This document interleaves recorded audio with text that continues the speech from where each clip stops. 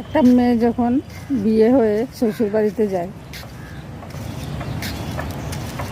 শ্বশুরবাড়ির 3জন লোক যদি ভালো থাকে, তো ওই মেয়েটার জীবনটা না সোয়াগাত হয়।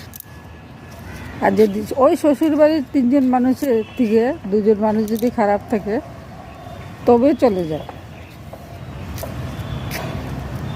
কোনো ব্যাপার না। যদি ওই 3জন মানুষের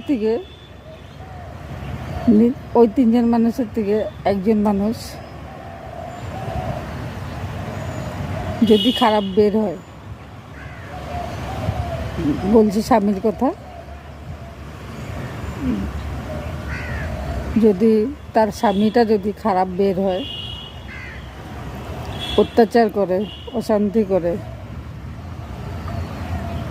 তো তার জীবনটা নরক হয়ে যায়। আর শ্বশুর শাশুড়ি যদিও অশান্তি করে, তবে সহ্য করা যায়, কেন ওরা বাপ মায়ের মতন। বাপ মারা তো বলবই, গালাগালি করবই, তাই না? ওগুলা সহ্য করা যায়। যদি যার সাথে আমি চিরজীবনের জন্য এসেছি সংসার করার জন্য, এই যদি আমাকে সুখে না রাখতে পারে, তো এইসব সংসার করে কী লাভ?